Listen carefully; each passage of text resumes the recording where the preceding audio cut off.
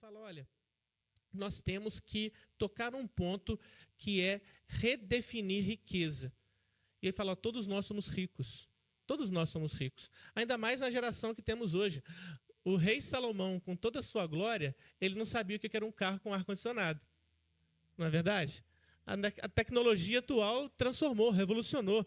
O capitalismo, né? O livre mercado, ele revolucionou o mundo, trouxe inovações. E hoje, uma pessoa com uma renda padrão, às vezes tem acesso à qualidade e benefícios de vida que ricos do século XX.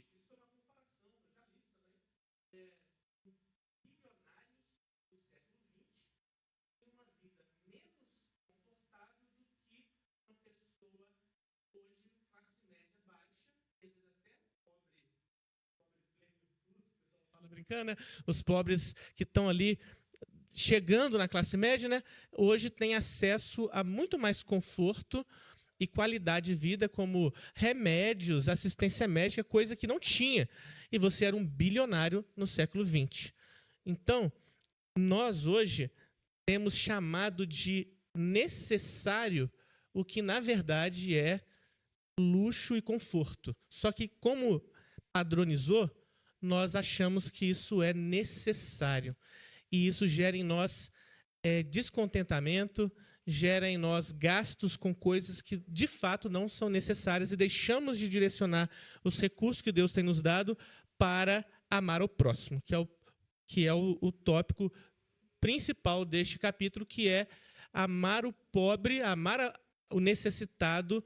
Isso dói, né? Isso, inclusive, vem de um livro publicado pela editora 2D de Teologia, que fala Quando Amar o Próximo Dói. Eu acho que é isso. Eu já li esse livro há uns 2 ou 3 anos atrás. E o tema é o seguinte, amar o próximo é critério da verdadeira fé. E ele diz claramente, como nós sabemos muito bem, que não fazemos as coisas para obter o favor de Deus. Nós não agimos por obras, no sentido de que aquilo vai nos trazer mérito para a salvação. Isso não. Isso é totalmente contra tudo que nós cremos. Mas a verdadeira fé, ela não pode ser limitada somente a uma questão intelectual. Ela gera obras, isso necessariamente gera obras. E cuidar do necessitado, cuidar do pobre, é algo muito presente nas palavras de Jesus Cristo, nas leis do Antigo Testamento. Meus queridos, eu não listei aqui, mas as leis do Antigo Testamento, Deus tinha um cuidado com o estrangeiro, com o pobre. Nas lavouras, na época da respiga do milho, a gente vê isso na história de Ruth, quando caiu o milho no chão, não era para colher, caiu no chão, era para ficar para quem? Para o necessitado, para ele ir lá ter o que comer. A mesma coisa acontecia no trigo e nas uvas.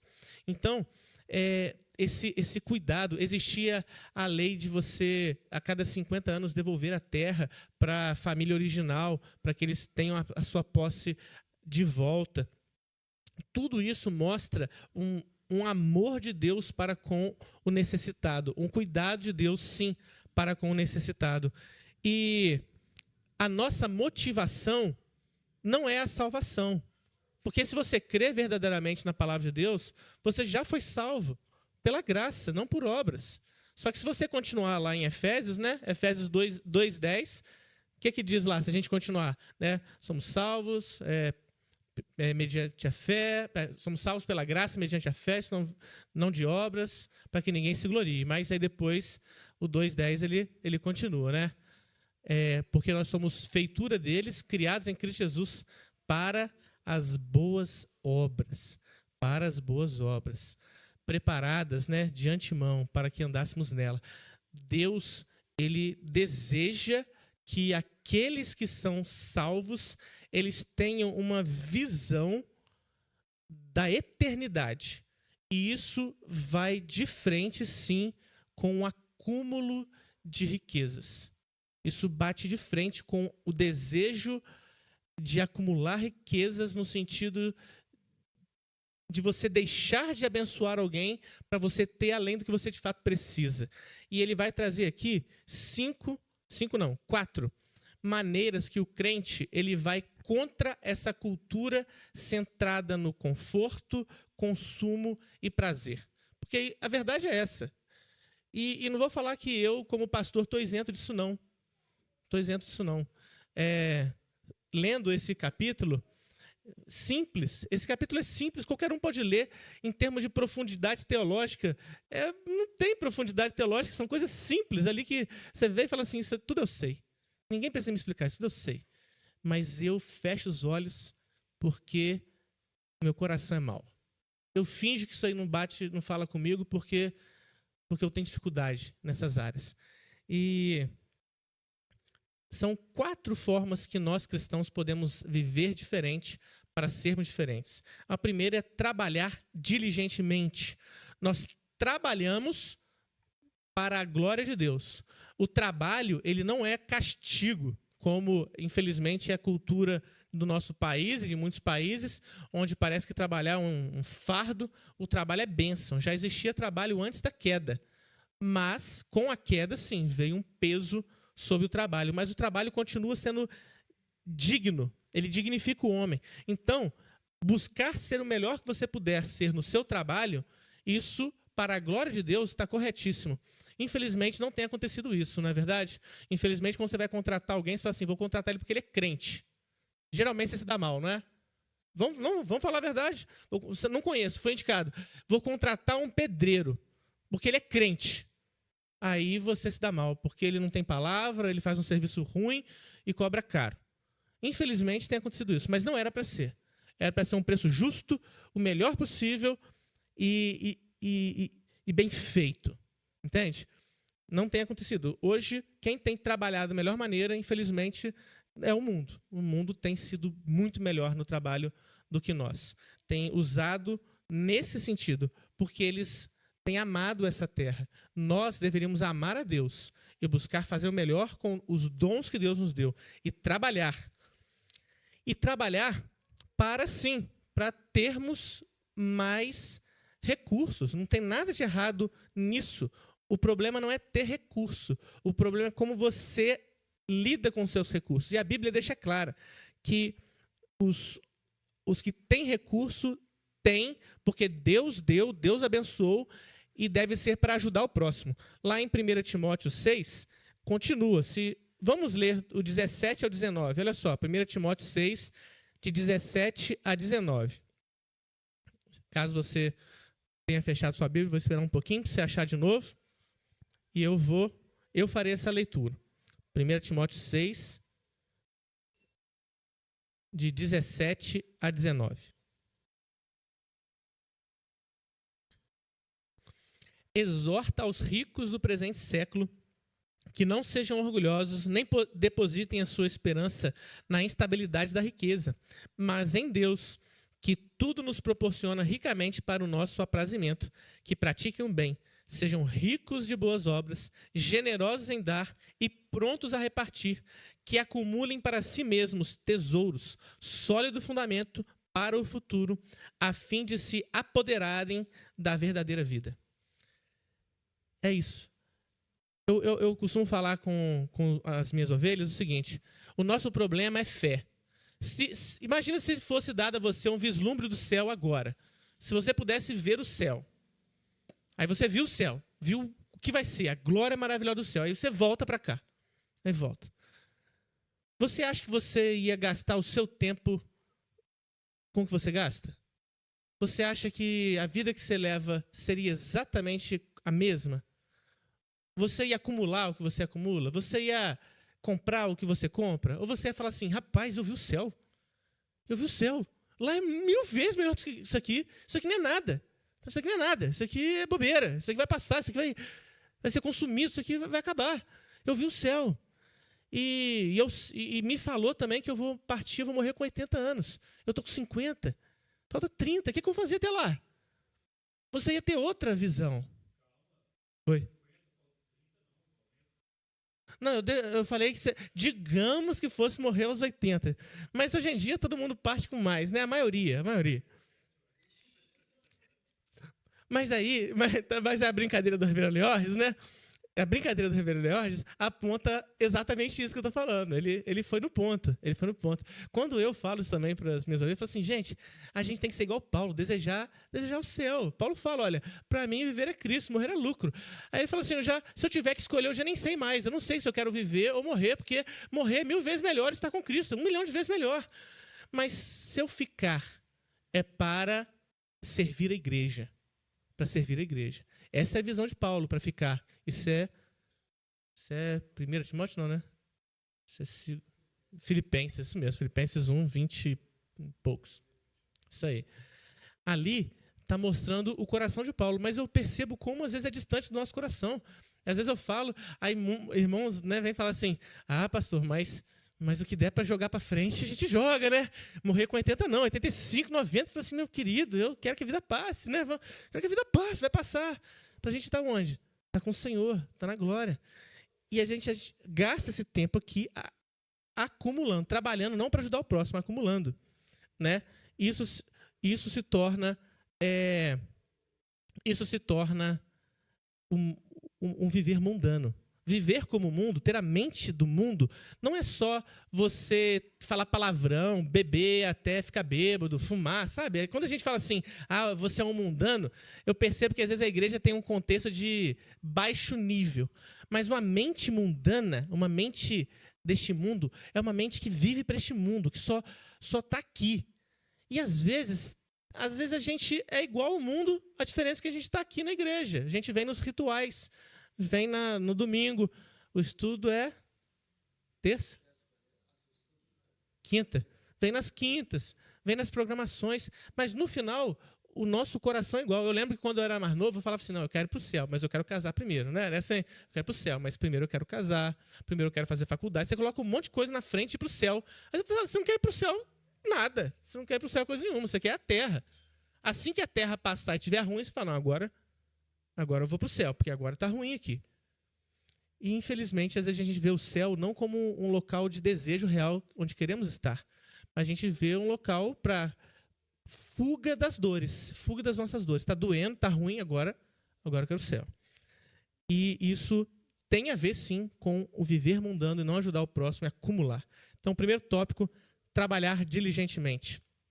Segundo, viver com simplicidade. Então, você trabalha, melhora seu patrimônio, você melhora a sua renda. Como é que o brasileiro é? Isso não é só brasileiro, não. Isso é o mundo inteiro. Se você ganha 10 mil, você gasta quanto? 10, 11. Se você ganha 20, você gasta quanto? 20, 30, né? Se você ganha 50, você gasta... É assim, brasileiro é isso aí. Ele nunca... Né? Mas tem um outro lado também. Tem um outro lado, que é... Vamos fazer previdência privada. Então, você vai ter uma vida simples, você vai ganhar 10, você vai viver com 5 para acumular 5. E você vai ter o quê? Patrimônio, renda, previdência privada. E você vai ter... Na nossa mente nunca está, eu vou ganhar 10, vou viver com 5 para dar 5.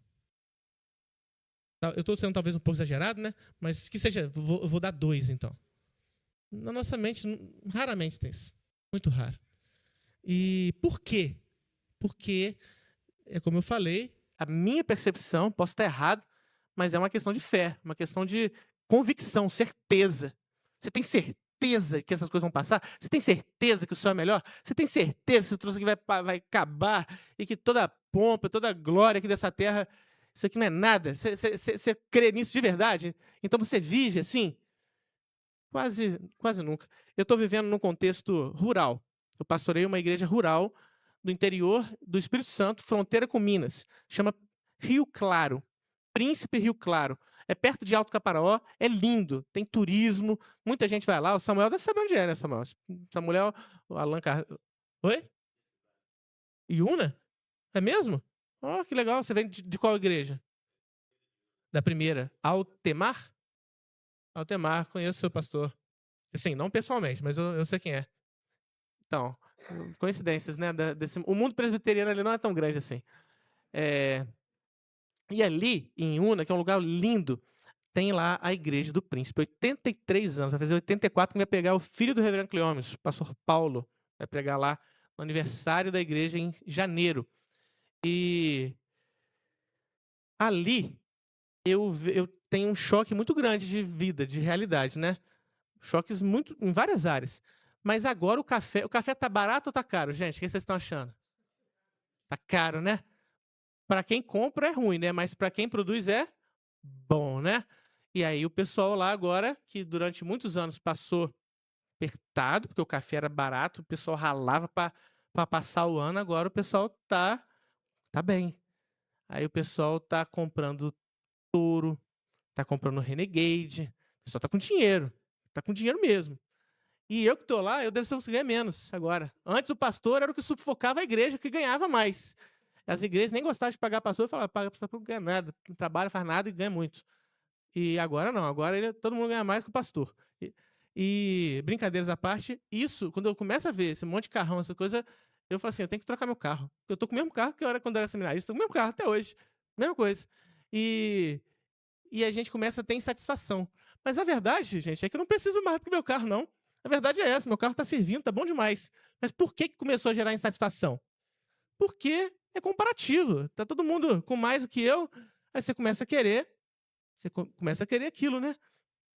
Mas é viver com simplicidade, viver com simplicidade. Você chegou um dinheiro para você, você ganha bem, o que que você faz? Eu quero dar um exemplo, vou dar um exemplo aqui da igreja. Os irmãos conhecem o Reinaldo? Ele vem aqui ainda, o Reinaldo? Vem, né? Gente, eu conheço o Reinaldo. Reinaldo, eu sei que ele é um homem de boa condição financeira. Mas eu lembro dos carros que ele tinha, eu lembro da casa que ele morava, e eu sei que ele tem condições de ter um padrão de vida mais alto do que o que ele tem. Eu sei. Eu sei as coisas que ele tem, ele conversava comigo com maior naturalidade, eu ficava assim: "Nó". E ele conversando. E o Reinaldo, ele tinha carros bons, ele não tinha carro quebrado aos pedaços não, tinha carros bons. Mas eram carros que eu olhava e falava assim: "Eu sei que se ele quiser, ele compra mais, eu sei que dá pra ter um carraço". Ele tem carros bons, mas dá pra ele ter mais. A casa que ele morava era uma boa casa, era uma boa casa. Mas eu sei que se ele quisesse, ele tinha uma casa bem melhor. Então o que que eu tô querendo dizer com viver com simplicidade? Por que que eu usei o Reinaldo como exemplo? Um bom exemplo. Porque isso é individual, isso é particular. Viver com simplicidade não significa viver na pobreza. Não significa que você vai pegar tudo que você tem e dar, não é isso. Mas às vezes se você ganha muito, você fala assim: "Não, eu vou ter um bom padrão de vida, vou ter uma vida equilibrada, saudável, dar educação para meus filhos, vou comer bem. Mas será que eu preciso mesmo disso tudo? Será que eu preciso gastar eu preciso viver um padrão mais elevado do que a minha categoria ganha? Será que eu preciso ter isso?" A verdade é um claro não, você não precisa. Não precisa. Nós estamos transformando, em necessidades coisas luxuosas, supérfluas.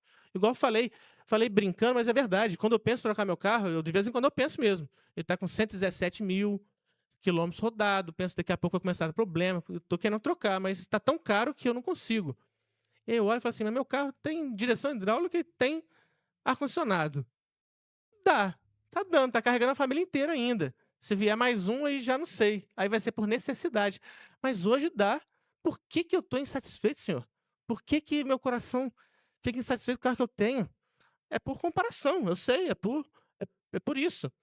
Eh, mas a verdade é que carro podem ser simples, mas atendem, tira daqui até ali, vai normal. Comer, quando você for fazer churrasco, não precisa ser Angus não, sempre, não precisa ser bife, chorizo, Angus, friboi, tal, não precisa não, gente.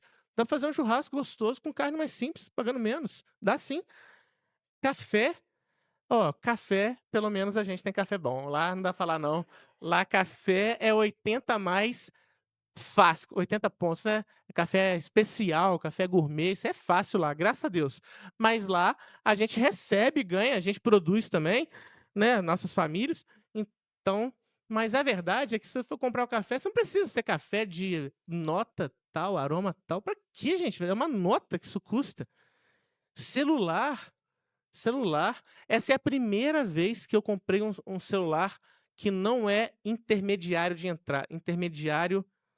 entrada, né, o primeiro intermediário. Quando eu ia comprar celular, eu falava: eu não consigo pagar caro no celular". Eu olhava e falava: "É um absurdo, é um absurdo". Eu sempre comprava celular de R$ 1.000, só que aí eu comprei o último que eu comprei foi ruim demais. Aí eu falei: "Não, agora eu vou comprar um melhorzinho". mas sempre me atendeu. E vocês desculpem, às vezes, usar alguns exemplos particulares, mas é o que eu vejo. E o último, né, o último não, nossa vida, tô demorando. Doar-se sacrificialmente de forma construtiva. Doar-se sacrificialmente de forma construtiva. O que significa isso? Ele vai falar que você ajudar o próximo não é você dar um dinheiro, dar uma esmola para ficar bem com a sua consciência. Isso é o que defende o livro que eu falei no início, né? É que amar o quando amar o próximo dói. É alguma coisa assim. Se alguém tiver internet, procura aí. É Dois Dedos de Teologia, o nome da editora. É, ele fala que a verdadeira ajuda é você dar dignidade à pessoa. Então, se você é um empresário e você tem empregos que você pode dar, às vezes você pode abençoar pessoas com empregos, pessoas que estão com dificuldade. E é você entrar no risco mesmo, é você se arriscar. Às vezes você vai perder dinheiro, meu amigo, às vezes você vai dar um emprego para alguém que vai brincar e você vai tomar um prejuízo. Mas a gente está aqui na Terra, muitas vezes é para você levar o prejuízo. Às vezes você vai falar assim, aquele camarada, ele tá com dificuldade, ele tem dificuldade. Vem cá, você quer se reerguer? Então vem cá, eu vou te dar um emprego. Vou te dar um emprego, vou te acompanhar, vou te ajudar. E você criar sistemas que possam tirar a pessoa da miséria, tá? E esse é o tema que eu não vou me aprofundar tanto, porque isso aqui requer um planejamento. Igrejas que têm pessoas capacitadas, recursos, né? Ou então empresas privadas, criar um plano para você trabalhar com pessoas em situação de pobreza, mas é trabalhar com aquelas que desejam mudar de vida. E você chega com o evangelho junto. Porque tem gente que vai rir de você, tem gente que vai desprezar o evangelho e vai querer montar, né, vai querer tirar proveito da bondade. Tem muitos que fazem isso. Não é essas pessoas não são alvo da ajuda. Esse daí é o apóstolo Paulo. Quem não quer trabalhar também que não coma. Mas se a pessoa está precisando de uma ajuda para mudar de vida, a dignidade que ele tem, às vezes ele está numa situação que ele não consegue sair sozinho, e você tem condições de ajudar, você tem esse dever. Você tem esse dever. E isso dá trabalho. Isso dá trabalho de verdade. Não é só consciência. Ah, pedir uma ajuda, você. Ah, aí vai lá e dá o dinheiro e fala assim: ah, hoje eu fiz o bem. Não. É você, de fato, trabalhar. Né? E no último tópico que ele dá é investir na eternidade. Investir na eternidade. E esse investir na eternidade significa, de fato, entender que Jesus, quando falou pobre rico, o jovem rico, quando Jesus virou para ele e falou para ele abandonar tudo, vender tudo e segui-lo, Jesus não estava convidando aquele jovem a perder todas as coisas. Não era uma troca. Ele não era uma perda, mas ele ofereceu o verdadeiro ganho. Jesus estava ali oferecendo para ele a vida eterna. Esse era o verdadeiro ganho. Mas ele amava o dinheiro e ele perdeu tudo. Então, no final das contas, é focar na eternidade, o tesouro eterno. E aqui eu trago uma palavra aos pais. Eu, como pastor, eu já vi bastante disso, infelizmente, de pais muito felizes e orgulhosos com as conquistas profissionais e financeiras dos seus filhos. Falam com grande orgulho, mas desviada da fé. E isso não dói o coração, não. Eu lembro de uma conversa que eu tive com um senhor, falando assim: meu filho. Não, meu filho é concursado da Petrobras, muito inteligente, tudo que ele faz ele consegue. Orgulho. Falou do filho dele com orgulho. Aí eu falei: e seu filho tá na igreja? Aí ele: ah, não, não tá não, abandonou. E na hora eu pensei assim: meu querido, é pra você estar chorando. É pra você estar chorando. Não é pra você ter falado com tanto orgulho, seu filho, das conquistas dele, não. Você fala assim: meu filho está indo pro inferno, pastor. Meu filho não conhece o Senhor. Ele tem muitas bênçãos, ele está iludido com essa terra. Ele tá longe de Deus, ele tá longe e chorando. Pais têm investido o seu tempo, todo o seu recurso na construção profissional e financeira dos seus filhos, mas esquecem da eternidade. Isso é investir na eternidade. Invista na sua família, veja de fato a eternidade, coloque seu dinheiro, ajude. No início, talvez você vai ter dificuldade em ajudar, mas depois isso vai se tornar alegria para você participar.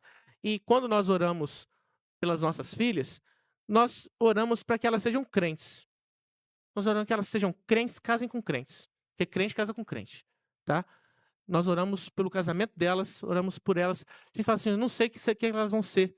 Não sei se elas vão ser médicas, doutoras, ou se elas vão ser apanhadoras de café. Eu não sei o que vai ser delas. Mas se elas forem crentes, eu sei que elas têm tudo. Eu sei que elas têm todas as coisas. E essa é a nossa oração por elas. E essa deve ser a oração de cada um aqui também. Orar, pedindo a Deus para nos livrar do amor ao dinheiro. Participar, se envolver em suas igrejas locais, servindo as igrejas e servindo ao necessitado. Revisar seu orçamento. Revisa seu orçamento. E aqui é mais para os homens. Mais para nós, homens. Nós é que somos os líderes do lar. Aqui não é um aconselhamento, né, de casal, mas é assim que tem que ser, né? Os homens são o líder do lar. Chega em casa, junto com a sua esposa, e fala assim, o que a gente pode cortar dos nossos gastos aqui que é supérfluo para a gente destinar a missões, para a gente destinar a obra do Senhor. O que a gente está gastando aqui que é totalmente luxo, que não precisa, para a gente realmente ajudar quem precisa. E proclamar. Pregue a verdade do Senhor. Generosidade, justiça, contentamento. Porque quando você prega isso, você está pregando isso para si mesmo. E Deus vai mudando o nosso coração. É isso, meus irmãos. Passei do tempo, mas que tenha sido bênção para os irmãos. Deus os abençoe. Mais uma vez agradeço a oportunidade, é um prazer estar aí com os irmãos. Que passou de tempo que nada, né? A gente quando te ouviria mais um tempo tranquilo, né? Mas ele foi fidelíssimo no que ele propôs e que nós pedimos também. Eu pensei em fazermos painéis, 2 painéis, mas eu estou pensando diferente agora. Eu acho que hoje a gente podia fazer, ao invés de painéis, um laboratório. Um trabalho de laboratório. O que é o trabalho laboratório? É parlamentar, é o parlamento, né? Então a gente joga o assunto e aí você que pode ter alguma ideia dentro do esquema, você então pode dar a sua opinião, sua contribuição. Se você leu o capítulo, que é a nossa proposta, né? Certamente você vai lembrar de alguma coisa interessante que pode jogar para a gente também. Então, vamos fazer isso. Mas antes, eu quero só lembrar você algumas coisas e eu louvo a Deus pelo que o reverendo Davi falou. Maravilhoso demais o que ele falou. Às vezes nós nos preocupamos mesmo, sabe? Até nas orações. Eu tenho falado aqui na nossa igreja. Vamos orar agora, irmãos? Os assuntos de oração. Pastor, fulano está doente, a fulano está desempregado, fulano está assim. Você olha, tudo bem, a gente deve preocupar com isso, claro. Mas eu queria que a igreja, quando fosse orar, preocupasse mais espiritualmente. Vamos orar para o fulano que está afastado da igreja. Vamos para o fulano que está assim, frio na fé. Porque, meus irmãos, ele vai encontrar com Deus a qualquer momento. A qualquer momento. Quem de nós aqui pode ter certeza que vai chegar em casa? Vocês têm ideia? Não. Uma psicóloga minha vizinha, chegando com um carro, tinha acabado de comprar o carro dela, novo, entende? Chegando, foi abrir a garagem, chegou um cara, matou-a e levou o carro. 32 anos, 33. Quer dizer, o que é a vida? O que é a sua vida? Não esqueço de fazer o aniversário de 15 anos da filha de um diácono na minha igreja em Niterói. Né? Fizemos o culto, depois do culto saiu com o grupo de jovens da igreja e tudo, e aí entrou no carro com um outro amigo, e com outros amigos e amigas, e na ida para casa, um outro carro desgovernou e ela morreu no dia que fez 15 anos. Irmãos, é uma coisa que é a nossa vida. Então eu queria que você pensasse, você que está nesse projeto com a gente, você que pensa na importância da fé, a primeira coisa é a sua vida espiritual, certo? Como que você está diante de Deus? Como que você está diante de... Você já foi perdoado dos seus pecados? Você já olhou para o céu, como disse o nosso preletor agora? Para o céu a pessoa, o que é? Né? Para onde eu estou indo? Se eu morrer hoje, aonde eu estarei? Na eternidade sem Deus? Ou estarei em glória com meu Salvador? Porque para isso que Jesus veio. Acha que Deus ia deixar a glória encarnar, sofrer horrores aqui? Por nada. Por nada. Não, ele veio para dar sua vida, para te resgatar da eterna perdição. E é um Deus eterno que veio te salvar para a eternidade. Então, faça o compromisso com Deus, sabe? Faça. Deixa o mundo, deixa as coisas que vão passar, beleza passa, não é? Olha, eu li agora recentemente, há pouco tempo, li uma história de uma menina que casou com um rapaz que era piloto, belíssimo, e teve um acidente aéreo e ele sobreviveu, mas ele se deformou de uma maneira tão porque ele queimou todo o rosto. E então teve que fazer centenas de operações e ele ficou simplesmente horrível, horrível de se olhar. Ela casou com um belíssimo homem e de repente ele perdeu a beleza totalmente. Meus irmãos, o que é a nossa vida, como diz Tiago? O que é a nossa vida? No que você está colocando, sabe, assim, as suas fichas todas? Na beleza? Vai muito à academia, né? Não perde a academia, não perde, mas é a casa de Deus, e a igreja, e a escola dominical, e os cultos da sua igreja. No que você está investindo a sua vida, né? Então, essa é a primeira coisa. Antes de começar, então, pelo menos alguns minutos de parlamentarismo aqui, eu queria lembrar vocês o seguinte, que nós enfrentamos na universidade, vocês que ou já fizeram ou estão fazendo, né, Roberto, a questão muito séria do combate ao capitalismo, certo? E para piorar para nós, eles acham que nós somos o pai do capitalismo, normalmente os presbiterianos calvinistas. Nós sofremos mais do que qualquer evangélico, porque na cabeça deles, Calvino era um monstro que ensinou a pessoa a juntar dinheiro. Quer dizer, desconhece profunda e totalmente a vida de João Calvino. Completamente. Calvino tinha a preocupação da igreja dele centrada em auxiliar toda a cidade. A junta diaconal da igreja era mais ou menos como os vereadores da cidade, que procurava ajudar todo mundo na cidade. Então, a preocupação de João Calvino é muito grandiosa em cuidar dos pobres, dos necessitados, dos exilados, das pessoas que fugiam lá dos seus países e iam para Genebra, onde podiam ter a proteção do estado, do estado onde Calvino estava trabalhando em Genebra. Então, gente, é muito importante isso. Agora, a minha pergunta é o seguinte, eu queria começar fazendo aqui, depois eu vou passar a palavra para o Getúlio, que ele também tem umas perguntas muito boas e vai ajudar a gente aqui. Mas a primeira pergunta é o seguinte, qual seria a diferença entre a nossa concepção cristã bíblica da ajuda social, do cuidado social com o pobre, com o necessitado? Porque hoje o marxismo levanta a bandeira de que eles cuidam dos pobres, né? Cuidam mesmo, né? Inclusive do INSS, né? Também eles cuidam muito. Você está vendo como é que está a história do INSS aí, né? Tá vendo? Gente, não é... Um humorista americano falou assim, o que eu admiro dos brasileiros é que o que eu escuto do Brasil é que o povo rouba. Mas, gente, eles roubam, mas não é pouco. Entende? Lá no Brasil, quando eles falam um escândalo de roubalheira, é muito dinheiro, gente. É milhões. Né? Lá nos Estados Unidos, você vê alguém roubar $5.000. Pronto, a polícia chega, prende e tal, não sei o quê. Né? Agora, um saque de 60 bilhões, né? De 6 bilhões.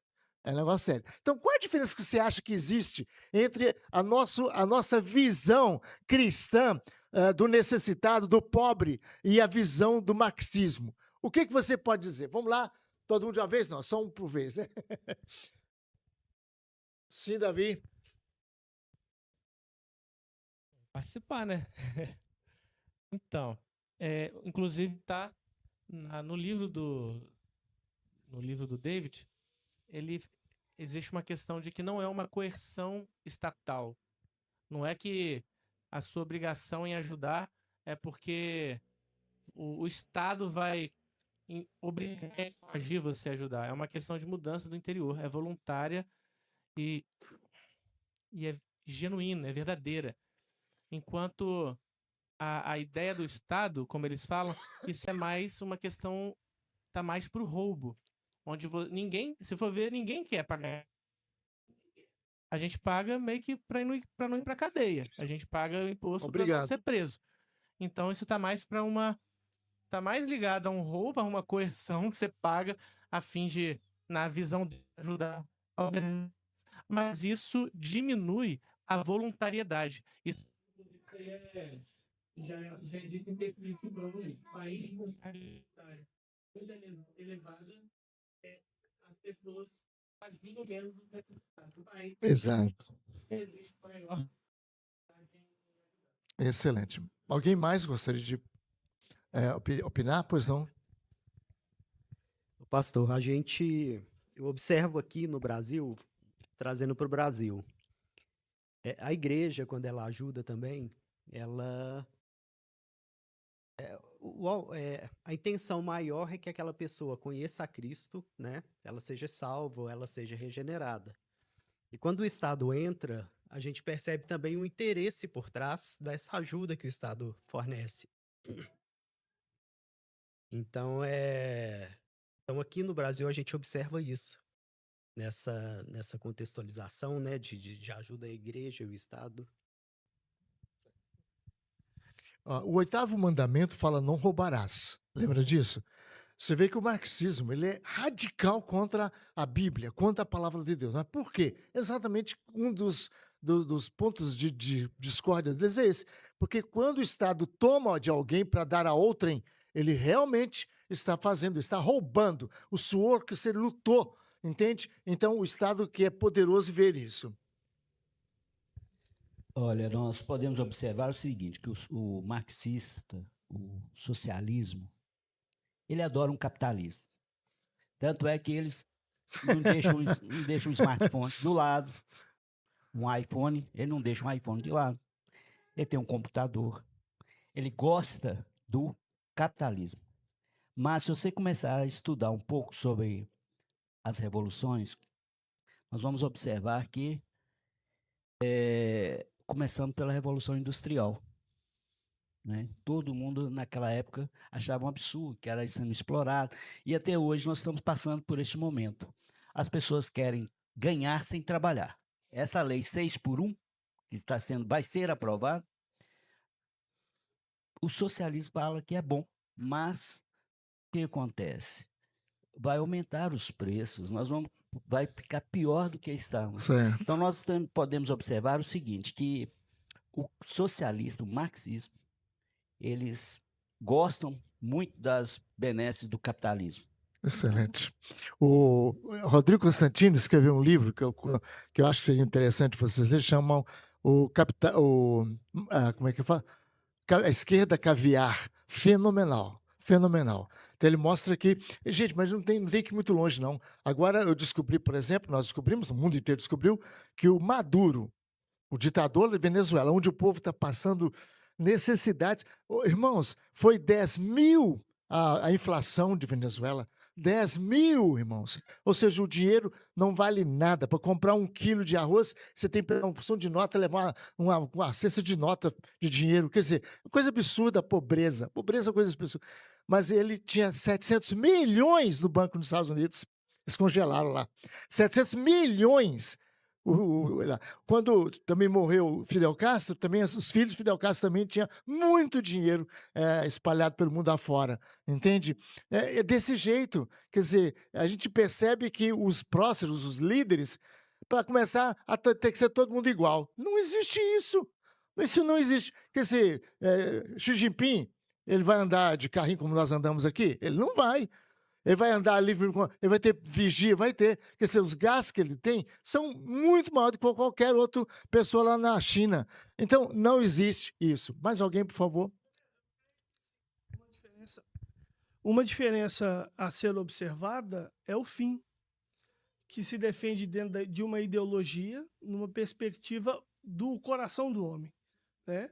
Ao contrário de nós cristãos, que temos como fim, assim como o capitalismo não tem como fim específico o homem, mas sim a glória de Deus, nós também temos como ajuda, auxílio ao próximo, socorro, a glória de Deus. Como Colossenses 3:23 diz, façamos tudo de coração para o Senhor, não para os homens, né? Eu entendo. A base é simples. Vamos pensar aqui, Tayana. A base é simples. O capitalismo, não, o marxismo tem a concepção do homem desde uma perspectiva materialista. Guarde com você. certo? Ou seja, para o marxismo, para a política do socialismo, você não passa de um animal, entende? Que precisa de comer, beber, entende? Se você tem comida e bebida, tá ótimo. Você não precisa mais que isso, não. Para que 2 televisões, entendeu? Para que você vai comprar mais uma televisão? Uma televisão só, a classe média é miserável mesmo. Quer ter 2 televisões em casa, você entendeu? Agora, vai na casa, vai na casa deles. Não é assim, Ravi? Quer dizer, vai lá, vai ver se tem uma televisão, se não tiver 10 às vezes, né? Quer dizer, gente, materialismo. O cristianismo pensa o quê? Alisson, no espiritual. Exatamente. Para nós, você não é só carne, osso, matéria. Não. Você tem uma alma. Você tem uma alma que precisa ter propósito, objetivo, sentido de viver. Por quê, Fabiana? A falta de sentido para viver é a maior desgraça que existe. Por que eu estou aqui? Por que eu vim aqui? Eu vou ver meu pai morrer, minha mãe morrer, meu irmão morrer, eu vou sofrer tanto. Para que eu vim aqui? E quando você pensa, não, eu vim aqui para que eu manifeste a glória de Deus, para que de fato eu expresse o que Deus é. Então, a visão cristã, ela é totalmente oposta, entende? O homem não é o que come e bebe apenas, ele precisa sim, mas ele é um ser espiritual, e por isso ele tem o amor, né? Ele tem a consideração. Você vê o que acontece em países onde o socialismo reina, né, que foi, sabe muito bem a ligação, o Léo, talvez ele vai falar isso para a gente no nosso fórum com muito mais precisão, mas essa dimensão de, por exemplo, uma pessoa que produz, certo? E uma pessoa que não produz. A pessoa que não produz, o sistema marxista, ele não vale uma pipoca, ele pode ser eliminado. Os velhos, entende? Eles não têm valor econômico para eles. Enquanto que para nós, sim, continua. Entende? Ainda que velhos, o amor que devemos a eles, segundo a Escritura, tem que ser demonstrado. E eles não são a mero descarte da sociedade, coisa excedente da sociedade. Não produz mais, elimina. É assim que eles pensam. Como Hitler fazia, né? Como também você vê tantos outros que fazem, né? E mesmo uma tese, nessa tese de que a Covid, por exemplo, você vê que não estava muito mais gente idosa. É estranho mesmo uma epidemia nesse nível, que elimina gente de mais idade e gente mais nova consegue transpor. Será que isso não foi mesmo engendrado numa expectativa de que, né, alguém chegou a falar, eu vi um marxista falando isso aqui, que morra todos os velhos. Eu vi uma marxista falando aqui no Brasil, que morra todos os velhos para acabar essa ideia de cristianismo que eles estão passando para a geração que está vindo agora. Eles precisam ser eliminados para que a nova geração não tenha mais esses princípios idiotas do cristianismo. Está aí, simplesmente. Alguém mais? Uma visão econômica, né?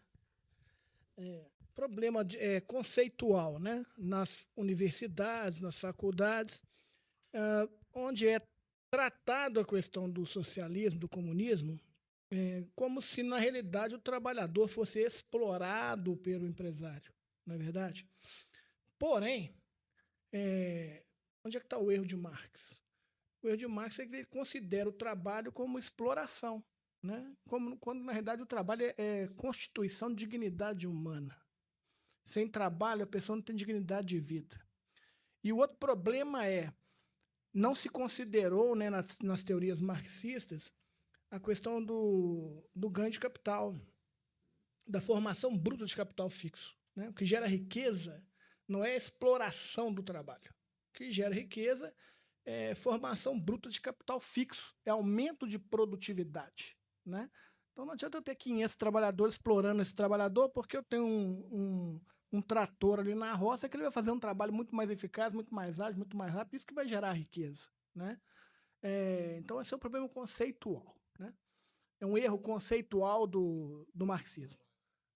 O outro problema do marxismo é que sempre existe alguém, né, que age por conflito de interesse. Quer dizer, eu defendo uma determinada posição ideológica porque eu vou me beneficiar disso de alguma maneira, né? Eu vou receber um recurso, eu vou ser mais bem remunerado, eu estou sendo pago para falar determinadas coisas, né?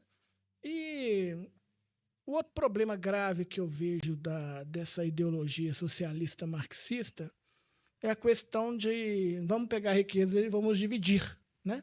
E aí você vai acabar com o rico. Se você não tem riqueza, você não tem crescimento econômico, né? Isso é uma coisa óbvia. Vamos dividir agora a riqueza do mundo inteiro agora, nesse minuto aqui. O que ocorre? Existem pessoas que querem só se divertir, querem só passear, querem só curtir a vida. Existem aquelas que vão pegar os recursos e vão empreender, vão economizar, vão buscar formas mais eficazes de trazer conforto para outras pessoas. Ou seja, daqui a 5, 10 anos nós vamos ter o rico, vamos ter o pobre da mesma maneira. Então isso é uma ilusão que não é cabível no mundo efetivo, no mundo real, né? É só essa contribuição. Excelente, excelente.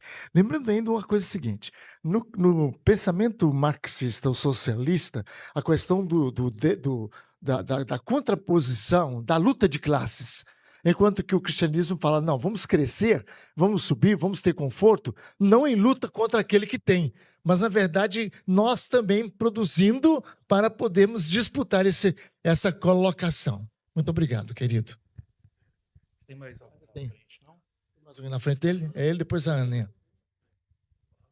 Fala, então.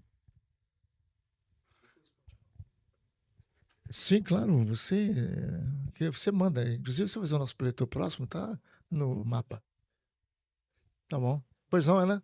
É que o senhor trouxe a diferença entre o nosso pensamento e o pensamento do mundo. Eu acho muito interessante a gente também frisar que muitas pessoas elas confundem o papel da igreja, a missão da igreja. Eu estava vendo o Weber Campos Júnior de uma coisa muito interessante sobre a questão do assistencialismo. A gente vê essas religiões, tipo o espiritismo, eles muito fortes nessa questão de assistencialismo das pessoas. Assistencialismo, eles vão nos hospitais, eles ajudam. E aí as pessoas veem isso e falam, nossa, mas isso era a missão da igreja para fazer. Isso. Eu acho isso perigoso. Certo. O Weber falou uma coisa que eu achei muito interessante, que eu até anotei. Fala assim, se essa ação pode ser feita por qualquer pessoa, não se configura como missão da igreja. A missão da igreja é fazer discípulos de Jesus, não caridade. Socorrer pessoas necessitadas é resultado de ser alcançado pela graça de Deus. Por meio deste alcance, somos impulsionados a fazer o trabalho completo que Cristo nos ordena que façamos. Isso inclui a assistência aos necessitados como resultado, mas não como papel primário da igreja. Excelente. Então, assim, essa visão de que a missão da igreja é o assistencialismo, não é isso, porque qualquer pessoa pode contribuir, né, pode disponibilizar o seu tempo, o seu dinheiro. A gente vê o pessoal do espiritismo fazendo muito isso, mas a gente não vê isso como foco principal, mas é como resultado de ter sido alcançado. Então, quando a gente vê que a igreja está falhando com essa questão do apoio ao necessitado, é ainda mais profundo do que não simplesmente papel, mas é um reflexo de um coração que talvez não tenha sido completamente alcançado. Amém, obrigado. Sim, por favor, meu irmão. Vamos lá, então. Vou tentar ser breve. Ótimo. Duvido que eu vou conseguir. Olha, tem alguns pontos em relação a essa questão da pobreza, socialismo e calvinismo, ao meu ver. Uhum. Primeiro que a gente fala muito de Marx, mas a gente esquece também do progressismo dentro do marxismo, a evolução dele, que é o gramscianismo. Isso. E eu vejo assim, quando a gente lê Gramsci, a gente observa que existe um pensamento de destruição do status quo da sociedade. E não é um pensamento ocasional, teve isso aqui, vale a pena fazer assim. Não. Sim. É premeditado, organizado. Então, se eu tenho a disponibilidade para destruir aquilo que é o Ocidente, então eu coloco pobreza na equação. Sim. Eu vou aumentar a vergonha da polícia. Eu vou escandalizar as famílias. Ou seja, tudo que vai fazer a destruição daquela sociedade, Eu vou. Agora, qual é o ponto que eu acho interessante? Que isso tudo, pensando que no final das contas, todos vão viver tranquilamente na comuna. E o que eu acho, que o pulo do gato para mim é o seguinte, que quando você observa o gramscianismo teórico, e quando você observa ele na realidade, todo grande líder social, ele, como o senhor falou, do exemplo do Maduro, do pessoal, ele é apegado às coisas aqui, ele não consegue distribuir. Uhum. E isso tem uma coisa que me pega. Eu tava lendo uma época um puritano, e puritano tem uma cacetada. Então, talvez era um garoto de 16 anos que lia muito bem a Bíblia. E ele escreveu uma coisa chamada o Tratado da Preguiça. O Tratado da Eu Preguiça. achei fantástico, porque ele não sabia que o socialismo iria existir. Mas ele já constatava na sociedade um pecado que pouco era ministrado nos púlpitos, né? Divertidos, que era a preguiça. E ele Excelente. falou que o calvinismo ele é totalmente contrário. E quando Isso. você lê o que o Weber escreve sobre o calvinismo, apesar de que ele não está falando de calvinismo, ele está falando de puritanos, Isso. um lapso bem grande, ele está falando, na verdade, na ótica puritana de eu não posso ser preguiçoso. Certo. E o fato de eu não poder ser preguiçoso, eu sou operado, eu sou operoso, né? Operoso. Isso. E isso é totalmente contra a ideia assistencialista do que produz a pobreza. Justo. O fato de que você tem uma cultura onde você recebe sem trabalhar, você gera esse tratado desse puritano, que eu esqueci o nome dele, Justo. a preguiça. E a preguiça Isso. é uma coisa que é legal dela, sabe o que é?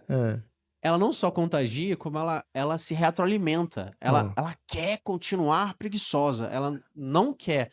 Então, acho que o Excelente. pensamento calvinista ele é diametralmente oposto. Muito bem. E isso que eu acho que ajuda em relação a esse Oh, ponto. meu irmão, que ótimo. Excelente contribuição também, né? Além da Ana e além de todos que estão realmente trazendo coisas boas, reverendo. Sobre a questão, né, marxismo, que foi tanto falado aqui, outras teorias, né, econômicas, na verdade, eles querem viver uma utopia irrealista, né? São materialistas, a utopia de que os pobres não existirão porque todos serão iguais. O próprio Senhor Jesus falou, né, que os pobres sempre estarão conosco, né, sempre estarão conosco. Então isso é uma utopia irrealista, para começar. Outra questão também que é importante a gente lembrar, que o Estado ele é o pior empregador e o pior administrador que existe, né? A gente vê isso muito caracteristicamente aqui e em qualquer lugar onde o Estado começa a dominar tudo quanto é área e tomar conta de tudo quanto é coisa. Não precisa de ir num país comunista onde o Estado é dono de tudo. A gente vê aqui no Brasil, né? Onde sempre o Estado está pondo a mão, vai ter problema no futuro. Correios, etc. E assim por diante, né? E uma outra questão que a gente, né, sempre fala sobre universidade, é uma questão interessante. Eu estou na universidade há praticamente 40 anos.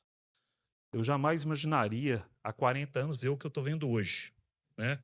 Há praticamente 30 anos, eu ia na FAFIS, por exemplo, que é a Faculdade de Filosofia e Ciências Humanas, sem problema. Não tinha problema nenhum.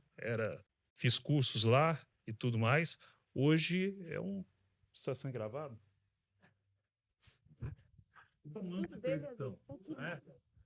Até eu brinquei com os meus meninos, estavam querendo fazer letras, né?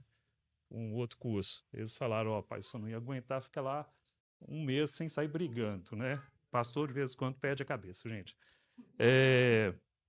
Mas, então, é interessante como que a coisa evoluiu, ou involuiu, né, de uma forma tão rápida. E em 1995, quando eu e o Cristiano fomos aos Estados Unidos, a gente percebeu uma coisa lá que não existia aqui, que tem nada a ver com o tema que nós estamos discutindo, mas que os ventos de mudança lá vieram para cá também. Lá na época, só para vocês terem uma ideia, a gente chegou lá na universidade onde eu estudei, tinha uma sociedade de 10%. A sociedade de 10% era a sociedade de homossexuais. Então, estimava-se que havia 10% de homossexuais na sociedade. Aí deram o nome de sociedade de 10%. Então, hoje se vê o que nós temos aqui, né? E naquela época já tinha dentro da universidade toda essa visão que a gente está vendo aqui desses jovens, vou usar um termo mais ameno, desafiados intelectualmente, que ainda acreditam, né, sendo, por exemplo, homossexuais, defendem o famoso lá da camisa, de Guevara, né? Outros desafiados intelectualmente que acham que podem, por exemplo, defender o país comunista, achando que nunca houve sequer uma eliminação de 40, 30 milhões em algum desses países, e a gente tem história mostrando isso. Então são desafiados intelectualmente porque não conhecem história, não conhecem geografia, muitos defendem, né? E a gente veio, então, já que estão falando de diversidade, vê falando sobre Palestina, e nem se pedir para indicar no mapa onde está Israel, onde está a Palestina, eles não sabem. A verdade é essa. Mas esse desafio intelectual que eles têm, essa cegueira intelectual, na verdade é uma cegueira espiritual, né? Salmo 14 fala sobre isso, né? 14, versículo 1, é o ateísmo prático. Então, quando a gente fala nessas filosofias, marxismo, etc., nós estamos falando de ateísmo prático colocado no nosso dia a dia, né? Romanos, capítulo 1, Paulo alerta sobre isso também. Então, assim, por mais que a gente assusta, né? Mas são fatos que a própria Bíblia já mostra, né? Quando fala do tratado da preguiça, Provérbios está falando sobre isso, né? Muito claramente, vários... exatamente. Então, é interessante que, assim, por mais que a gente assuste com a situação, que nós estamos vivendo a situação, isso tudo está... O próprio Senhor nos demonstrou que aconteceria, né? Então, assim... Mas nisso tudo eu vejo uma raiz que eu estou vendo, um apologeta canadense, estava até hoje, a Cristiana... A gente estava assistindo de manhã, Alice, hoje que enfrentamos, vem de uma questão, aí eu vou fazer propaganda, viu, pastor? Né? Que é justamente o problema da nossa queda na crença na Escritura, principalmente com o avanço do evolucionismo hoje dentro das nossas universidades, escolas e igrejas. Hoje eu diria que praticamente 80% das igrejas já incorporaram o evolucionismo na sua, entre aspas, crença teológica, né? Um teísmo evolucionista. Nós vamos...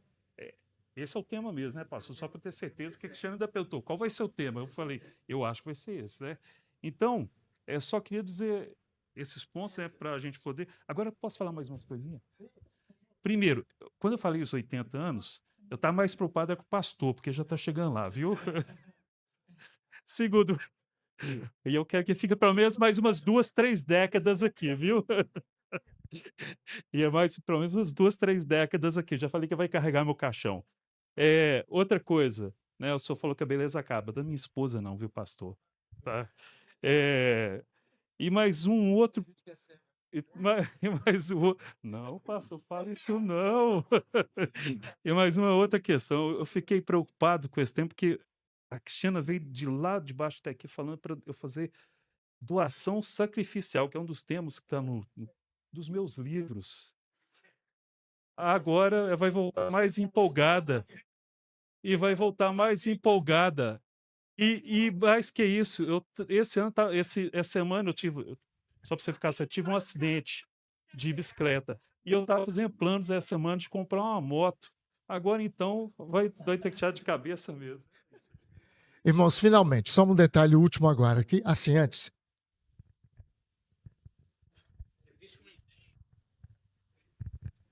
Na Bíblia, que é muito clara, que Deus é o dono do ouro e da prata, como está lá em Ageu.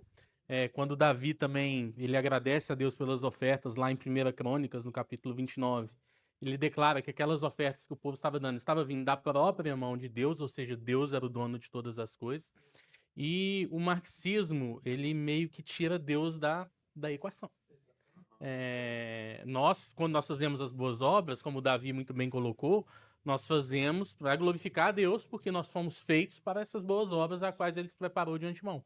E o marxismo, ele tira Deus dessa equação e tenta colocar o próprio ser humano, como se o próprio ser humano ali se unir, eles não precisam de Deus. Se nós nos unirmos, nós não temos necessidade de Deus. Agora, a última coisa que eu quero perguntar a vocês. Eu acho que aqui está Roberto, né? Fabiana, Jaqueline. Aqui talvez esteja o X da questão. Para o marxismo, qual é o problema básico do homem? E Agora, eu antecedo.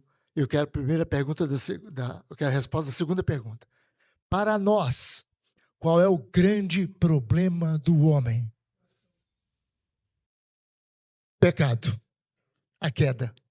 Né? Quer dizer, nós cremos, e a questão do evolucionismo está aí, que o evolucionismo ele ajuda a evitar o pecado.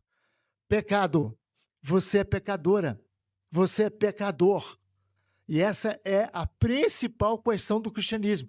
Só haverá solução social quando o pecado for combatido. O pecado do egoísmo, o pecado... Olha, pode ser marxista, será egoísta. Se for capitalista, também é poderosamente pessoa que prejudica e explora, sim. A questão do homem é pecado. E se não se arrepender, não tem esperança. Essa é a nossa principal fundamento bíblico, né? O coração, sem dúvida, né? Mas lá o coração foi o pecado. Bom, e para o marxismo, o problema é a questão econômica, sabe? A questão é que você não tem, mas o outro tem. E aí você não deve ajudar a ele, você deve combatê-lo. Não tem nada a ver, absolutamente. Isso não equaciona e não resolve. Vamos terminar orando. Muito obrigado.